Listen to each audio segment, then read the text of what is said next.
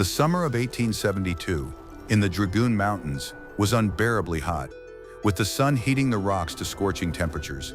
Inside a dome-shaped shelter made of branches and grass, a welcome coolness reigned, contrasting with the sweltering air of the 19th century.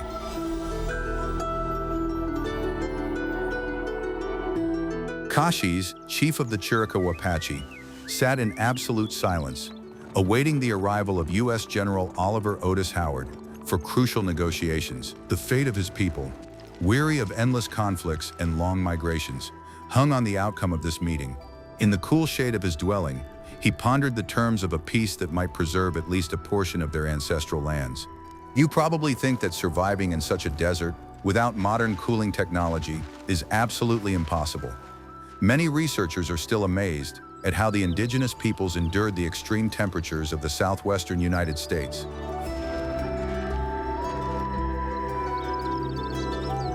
The secret lies in a unique architecture that harnessed the laws of thermodynamics long before the advent of modern scientific treatises.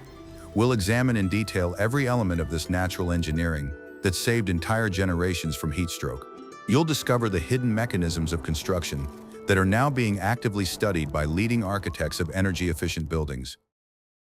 In 1872, the Southwest was a grueling test for anyone who dared to challenge the climate.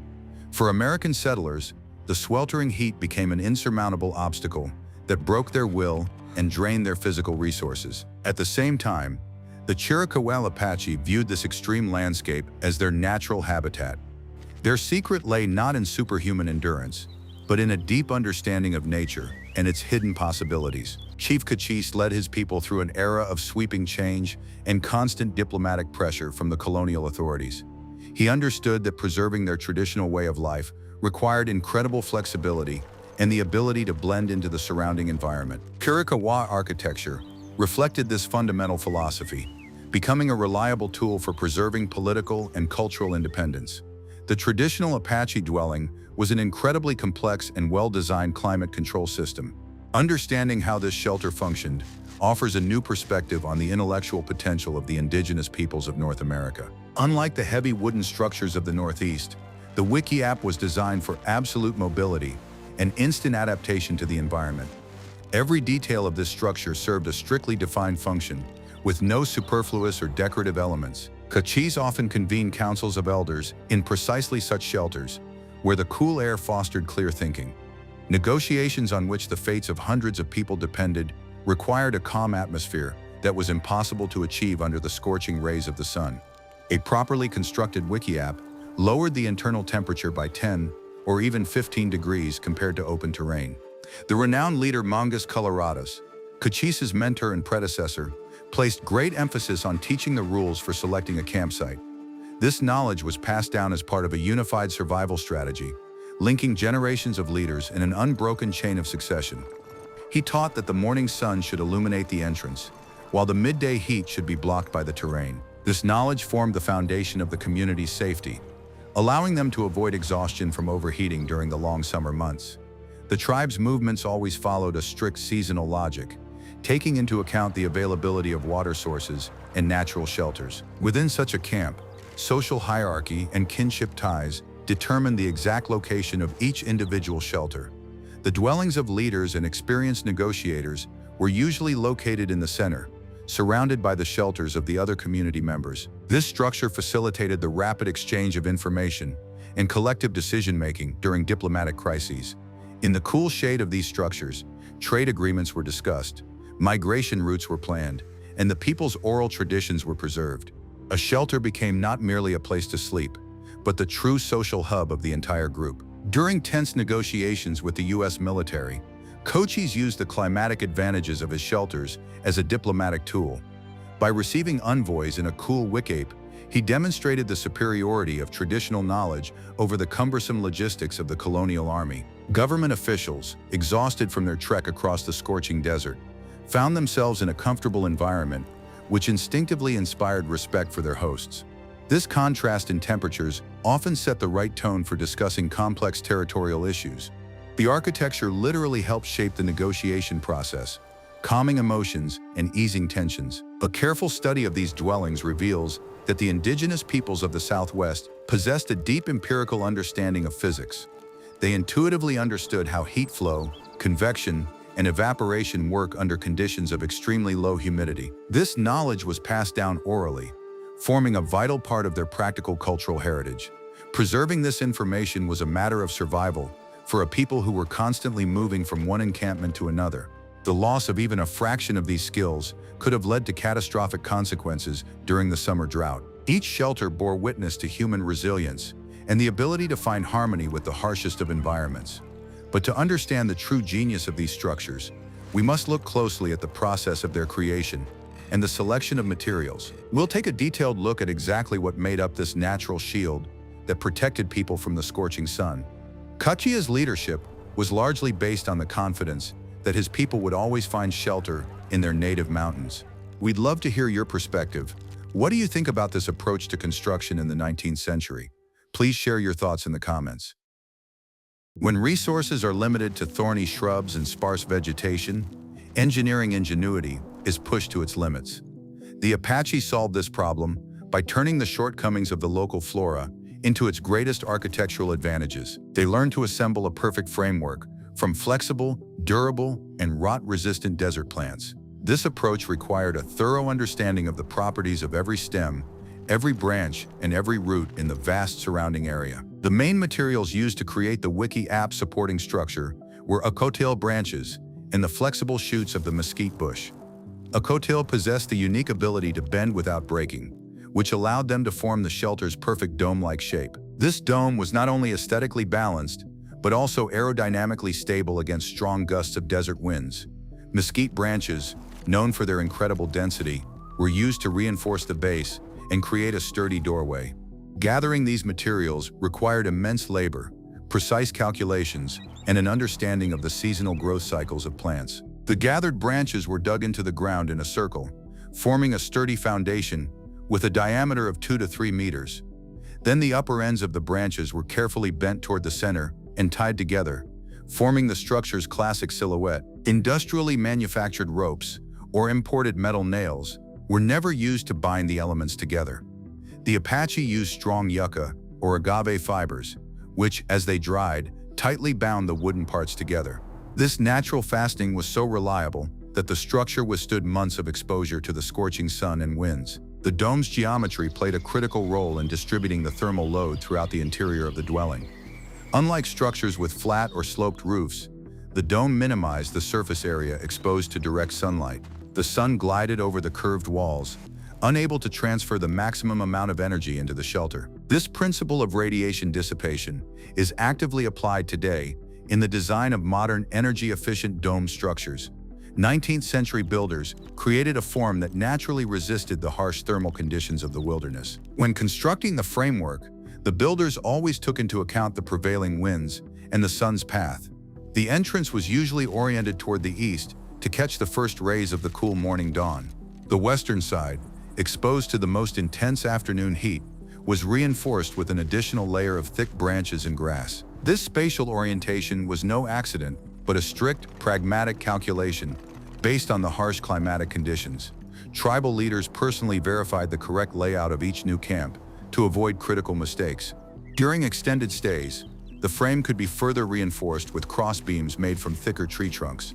This enabled the structure to support the weight of a heavy insulating layer laid over the wooden lattice. It is important to understand that each family could modify the basic design depending on the amount of available materials.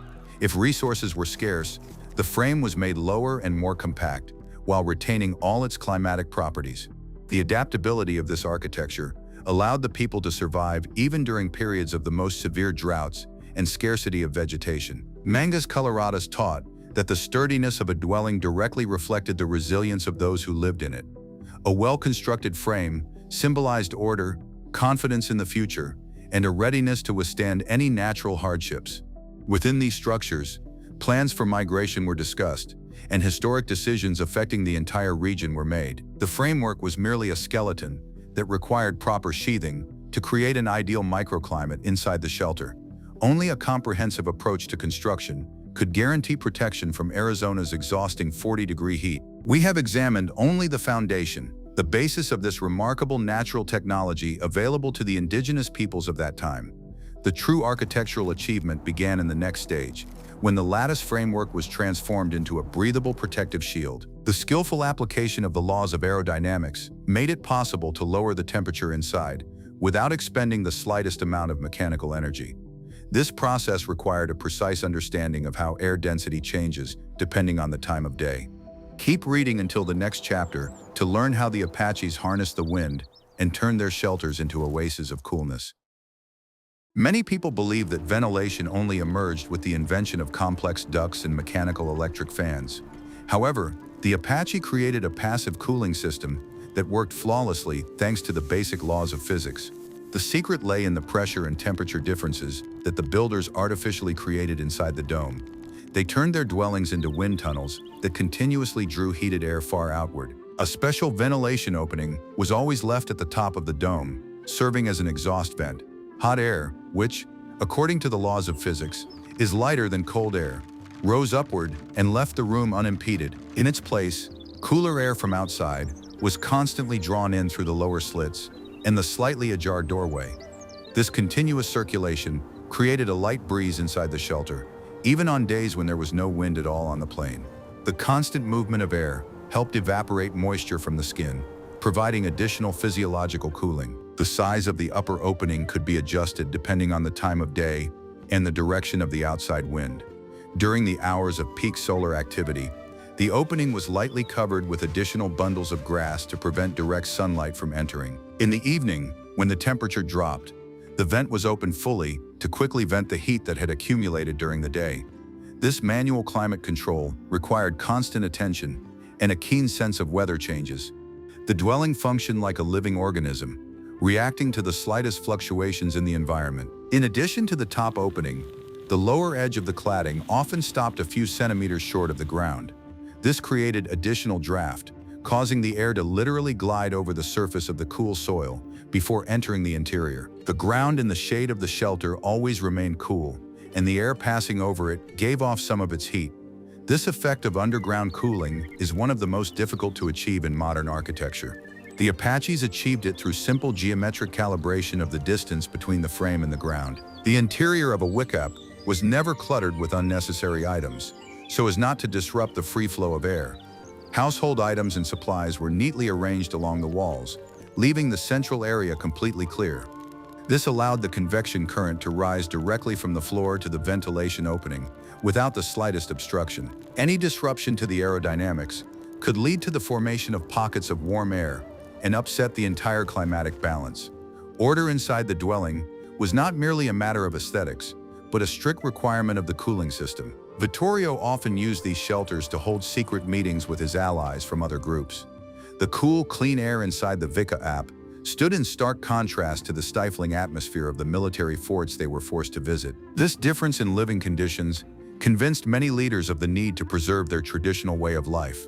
The comfort achieved without complex infrastructure served as proof of the superiority of their knowledge of nature. The aerodynamics of the dwelling became not only a means of cooling, but also a source of cultural pride. The principles of passive ventilation applied in these structures were developed through a process of trial and error. Each generation made its own subtle improvements to the dome's proportions and the size of the ventilation openings. This knowledge was not recorded in blueprints, but was passed down through the collaborative work of older and younger community members. The collective memory of the people preserved the ideal mathematical ratios necessary to create optimal air pressure. It was a living science that proved its effectiveness daily under the most extreme conditions. Air currents successfully dissipated heat, but their work would have been pointless without a reliable barrier against the sun. The frame and ventilation required a final, crucial element, a thick layer of natural insulation. This layer had to not only provide dense shade, but also reflect a vast portion of the thermal energy. In the next section, we'll examine the materials that transformed an ordinary shelter into a thermal pair for survival. This secret ingredient for cooling will genuinely surprise you with its simplicity and effectiveness. To achieve this, the Apache used bare grass, tough shrubs, and other plants with dense stems. This multi-layered natural pie functioned like a modern composite insulator, reflecting radiation and dissipating residual heat. The process of laying the cladding required no less skill than tying the load-bearing arches of the main frame. First, Thick bundles of stiff brushwood and branches with large leaves were tightly laid onto a wooden lattice. They provided initial shade and served as a base for securing smaller insulating materials. Then, bare grass, which possesses excellent water repellent and heat reflective properties, was layered onto this base. The grass was laid from the bottom up, much like modern roof tiles, so that any occasional rain would roll off the walls. This layer was thick enough to completely block direct sunlight from entering. The legendary Geronimo, who led the resistance for years in the driest regions of Mexico and Arizona, knew the value of this insulation all too well. His small mobile groups survived in canyons, where the temperature of the rocks could leave burns on the skin. In such conditions, the wikiaapa's dense thatching was the only barrier between a person and heat stroke. He personally supervised the quality of the thatching, knowing that even the slightest breach in protection would weaken his people. Conserving energy was critically important for a group that was constantly on the move and on the lookout for confrontation. To enhance the cooling effect, another incredibly clever yet simple technique involving water was employed. If a water source was nearby, the women of the tribe would lightly sprinkle the outer covering of the dwelling during the hottest hours of the day. The water would quickly evaporate from the hot grass, absorbing a vast amount of thermal energy from the surrounding air. This process, known as evaporative cooling, instantly lowered the temperature around the shelter by several additional degrees.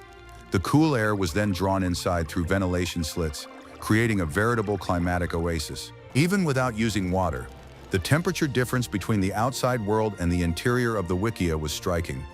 On a day when the temperature in direct sunlight reached 45 degrees, it could remain at 30 degrees inside the shelter. This 15-degree difference was the very line that separated a comfortable existence from dangerous exhaustion. Geronimo used these hours of midday heat for his group to rest, preferring to travel during cooler times of day.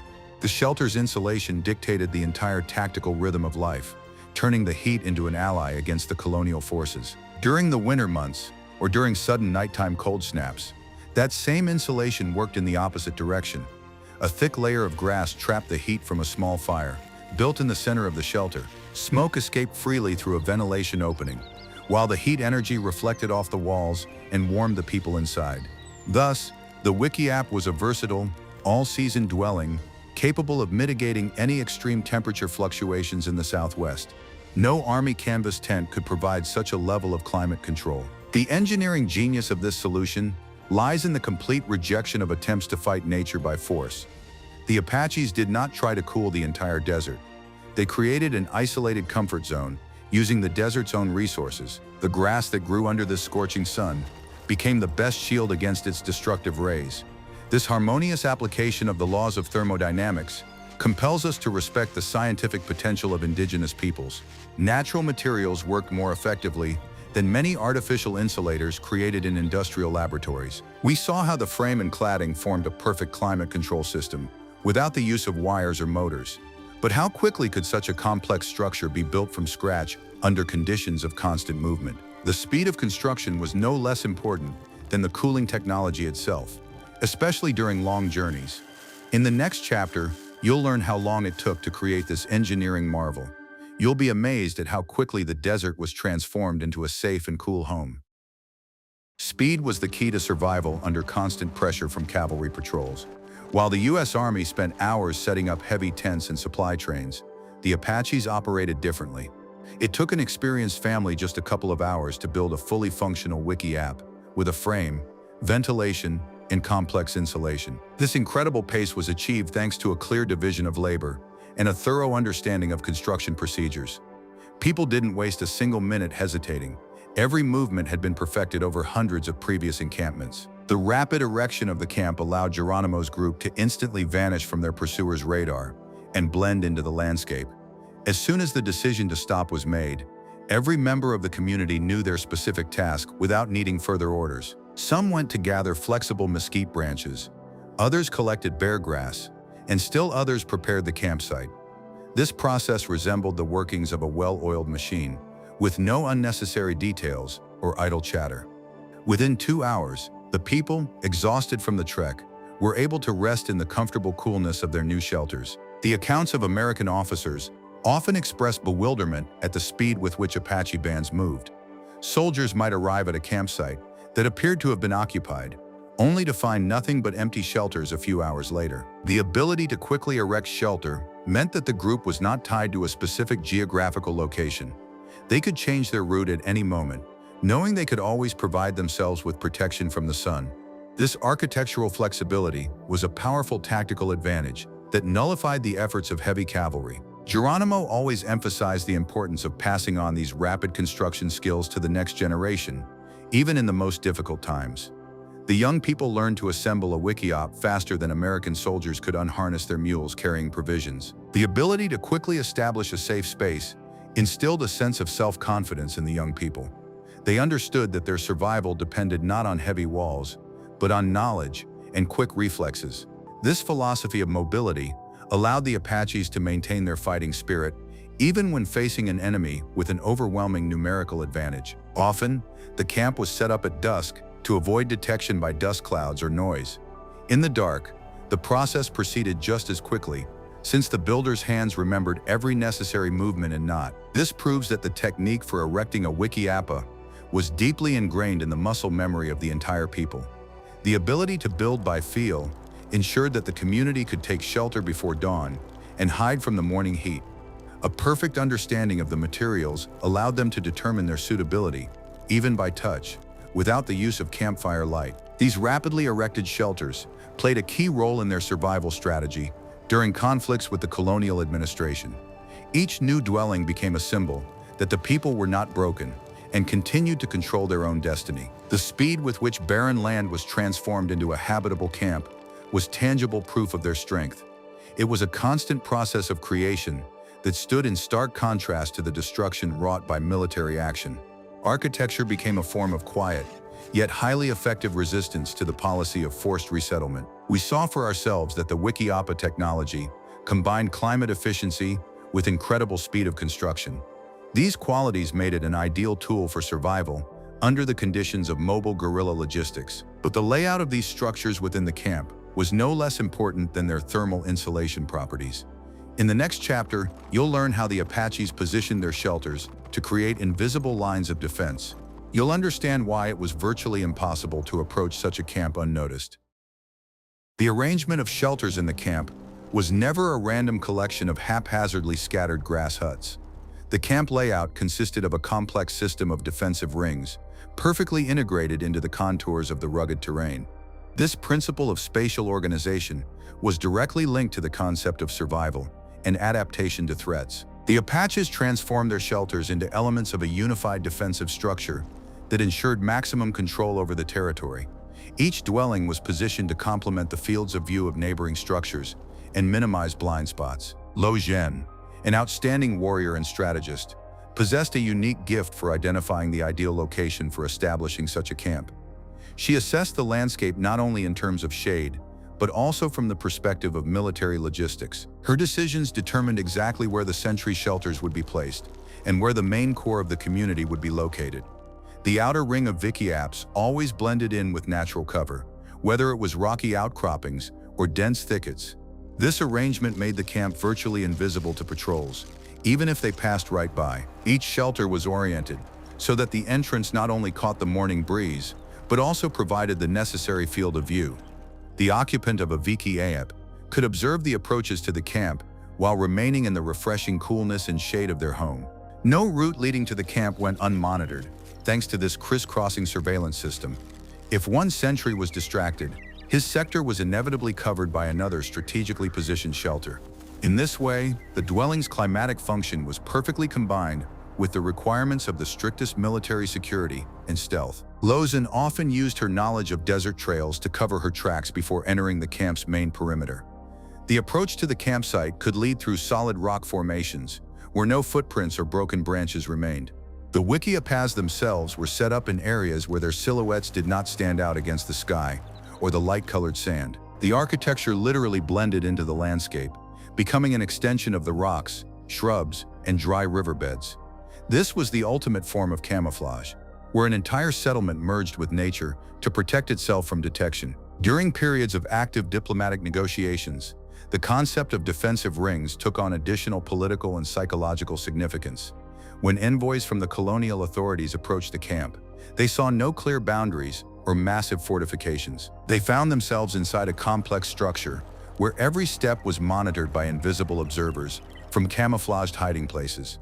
This created a sense of the omnipresence of the land's owners and deprived the guests of any confidence in their own superiority. The architectural space itself became a tool for exerting psychological pressure on the adversary before the start of a difficult conversation. Moving such a complexly structured camp required the highest level of coordination among all members of the large community.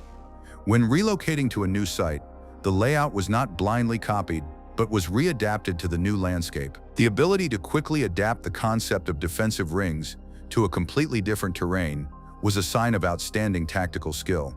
The Apaches read the desert topography like an open book, instantly identifying the best spots to set up their climatic shields. No European army possessed such flexibility in planning its temporary field camps. This seamless integration of daily life, climate control, and military tactics demonstrates the incredible complexity of indigenous societies. Architecture did not exist in isolation from logistics, and diplomacy could not function without the proper organization of space. Every element of their lives was tightly intertwined with the others, forming a single network of continuous survival. But who exactly carried out the hardest and most responsible work of constructing these ingenious defensive structures? In the next chapter, you'll learn whose shoulders bore the primary architectural responsibility in Apache society. In Chiricahua Apache society, building dwellings was not the task of warriors or political leaders negotiating treaties. The chief architects, engineers, and builders of these complex climatic structures were always the women of the community. It was they who preserved the knowledge of the properties of materials, the laws of aerodynamics, and the principles of ideal thermal insulation for shelters. Their labor was the foundation of survival. Without it, all the men's diplomatic and military efforts would have been meaningless. Women transformed the harsh and scorching desert into a livable space, ensuring the safety of their families. The process of learning the art of construction began at a very early age and took place under the supervision of older women. Girls learned to distinguish between types of flexible shrubs, determine the strength of yucca fibers, and properly gather bear grass. They acquired skills that were not written down in books, but were preserved through oral traditions and muscle memory. It was a strict and demanding school, as the health of the entire large community depended on the quality of the construction. A mistake in calculating the dome's dimensions or improper installation of insulation could cost lives during the summer heat. Outstanding women like Lozin combined the skills of a warrior, a strategist, and a master of organizing the camp's spatial layout. Respect for women in Apache society was based on their enormous contribution to the day-to-day logistics of survival. Not only did they build wigwams, but they were also responsible for dismantling them quickly when an immediate retreat was necessary. The speed with which the camp could be moved depended entirely on their coordinated and precise work. Women were the true driving force behind the tribe's mobility, allowing the people to remain elusive to the sluggish colonial troops. The process of erecting a shelter was often accompanied by songs and stories that strengthened cultural bonds within the women's collective. Working together to build the frame and lay the siding transformed construction into an important social ritual of unity. The women shared news, discussed the political situation, and made decisions that would later influence the councils of elders. The wikiaap became a product of collective wisdom, embodying the knowledge of many generations of mothers and grandmothers. Their hands wove together not only the branches of shrubs, but also the very social fabric of their complex society. When American officers or negotiators visited an Apache camp, they often underestimated the role of the women in the community.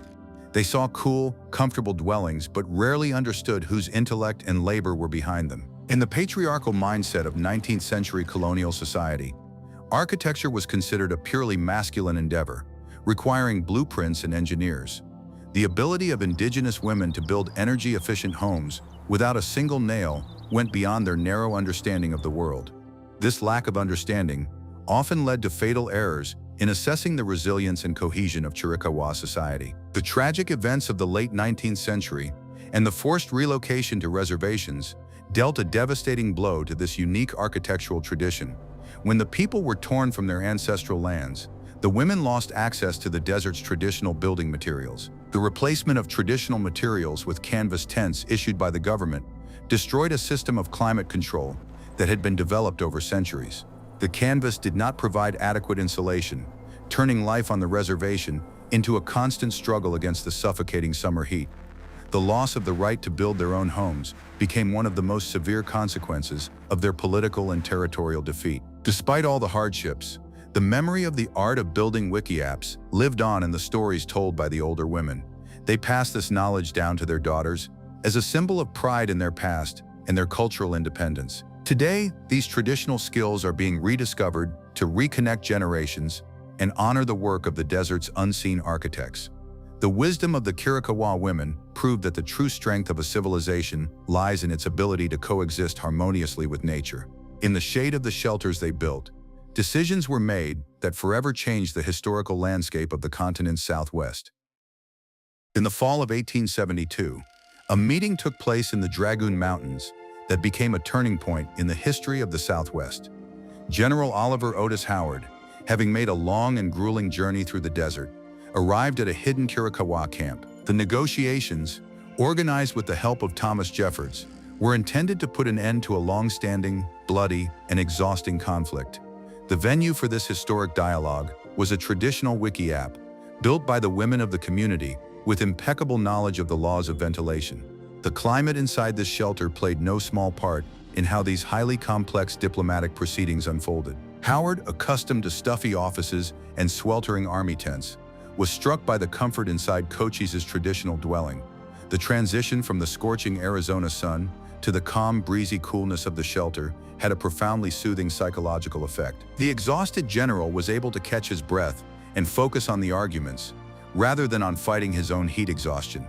The architecture of the wikiaap served as an ideal setting for negotiations, reducing the level of aggression and fostering a constructive dialogue. Cochise used his space as a subtle diplomatic tool, demonstrating confidence and control over the situation. The wikiaap space, where the negotiations took place, dictated a particular style of communication, devoid of the imperial arrogance typical of colonial officials.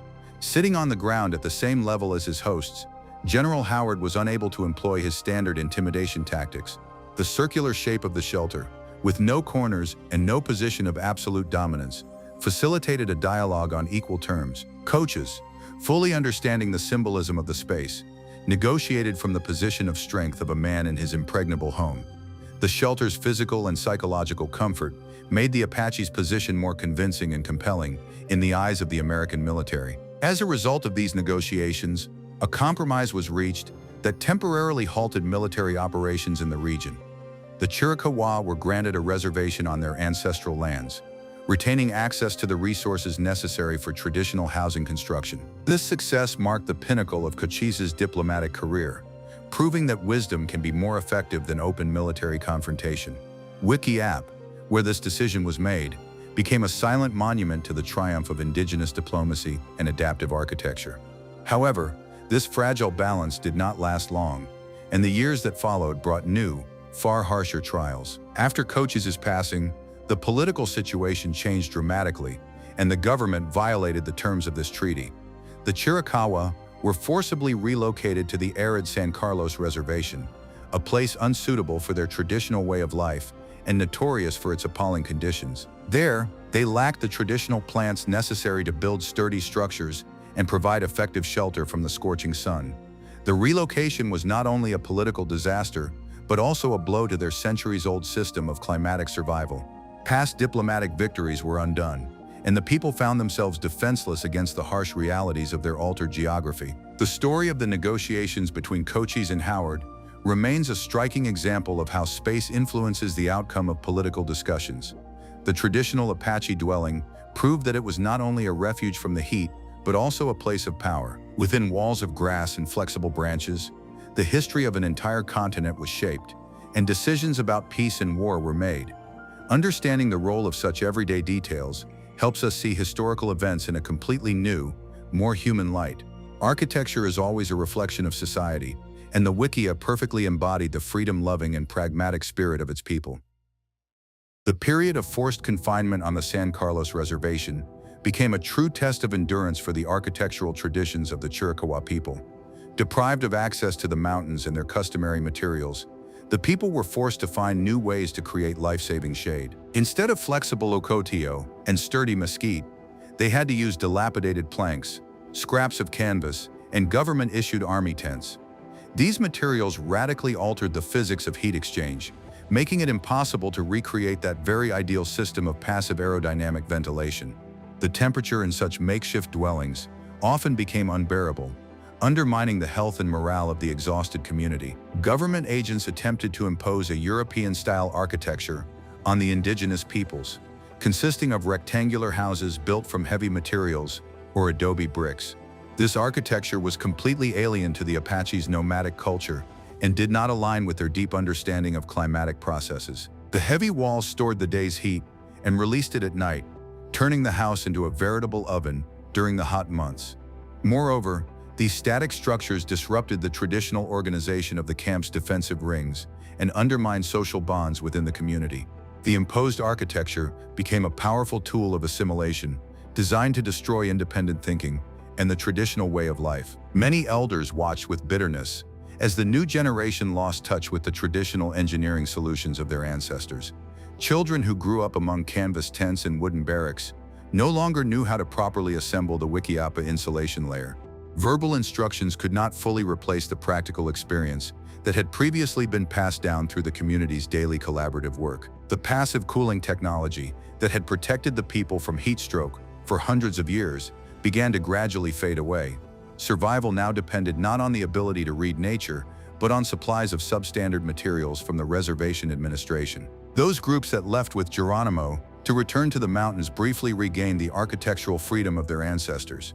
In the remote canyons of the Sierra Madre, they once again built quick, cool wikiaapas, utilizing ideal natural resources and ancient knowledge.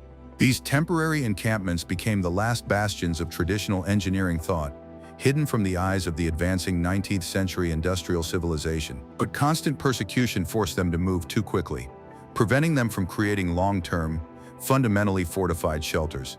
The tradition flared up in the mountains, but inexorably faded under the pressure of a massive military machine and political dictates. It was only decades later, when the Chiricahua were permitted to relocate to the Mescalero Reservation in New Mexico, that the tradition began to be revived. Finding themselves in a more familiar landscape, the older generations attempted to recall and pass on to the younger generation the skills needed to build authentic, cool wikiaaps. The revival of this art form became an important step toward regaining cultural identity and self-respect after long years of exile. And although these dwellings were no longer used for permanent residence, their construction became an important unifying ritual. The technology that was once a tool for physical survival became a tool for preserving historical and national memory. The history of the wikiaap shows that architecture is inextricably linked to a people's right to control their land and resources. To deprive a community of its traditional dwellings is to deprive it of its connection to nature and its mechanisms for protection against the climate. The Apache endured a colossal loss of technology, but managed to preserve what matters most: a deep respect for the wisdom of their remarkable ancestors. Studying their engineering solutions today helps us realize the fragility and value of the knowledge possessed by the continent's indigenous peoples. Their legacy extends far beyond the pages of historical chronicles, offering us unique lessons in ecological and pragmatic thinking. We return to 1872, to the cool shade of a perfect dome, where Cochise and General Howard are sitting. The air circulates slowly through a thick layer of bare grass, carrying away the heat of the scorching desert afternoon. It was in this comfortable setting, created without a single mechanical device, that a decision was made that would change the fate of the Southwestern Territories. The general left the wikiaap with the signed agreement, taking with him a deep impression of the Apache's calm strength and pragmatism. Cochise remained in his dwelling, knowing that his people had achieved a diplomatic victory by drawing on the wisdom of their native land. Today, modern architects in arid regions around the world are turning with surprise to these very same principles of passive cooling. The use of domed shapes, natural ventilation, and multi-layered natural insulation is becoming a trend in the construction of energy-efficient, environmentally friendly buildings. It turns out that the ideas colonial society considered primitive were actually more than 100 years ahead of their time. We are relearning how to manage airflow and reflect thermal radiation, following in the footsteps of the 19th century Chiricahua engineers. The traditional wikiaap turned out not to be a symbol of backwardness, but rather the pinnacle of humanity's ideal adaptation to extreme environmental conditions. The history of indigenous people's survival proves that technological development is not always measured by the number of wires or complex mechanical parts. True progress lies in a society's ability to understand the laws of thermodynamics and apply them without disrupting nature's delicate balance. The Apache turned the continent's harshest wastelands into their home, using intelligence, collective discipline, and phenomenal observational skills. Their shelters were more than just architecture. They were the visible embodiment of a philosophy of harmony and respect for space. This legacy teaches us that the best solutions are often found in utmost simplicity and attention to the landscape. The path taken by Cochise, Mongus Coloratus, and Lozin demonstrates how deeply leadership is tied to ensuring the community's basic survival. They not only led the negotiation processes, but also personally oversaw the proper layout of the camps and the sturdiness of the shelters being built. True protection of their people consisted not only in shielding them from bullets, but also from the merciless sun. Their political and strategic talent was built on a solid foundation of woven mesquite branches and carefully laid grass. It was precisely this comprehensive approach that made their culture so resilient in the face of the overwhelming forces of a powerful state military machine. Times have changed, but the knowledge of these desert engineers lives on, reminding us of the incredible potential of the human mind and ingenuity. Do you think modern megacities will ever be able to fully transition to similar natural systems of passive climate control? What other hidden technologies from the past would you like to see explored in our upcoming historical and documentary episodes? Suggest topics for future videos you'd like to see on our channel in the comments. And don't forget to subscribe.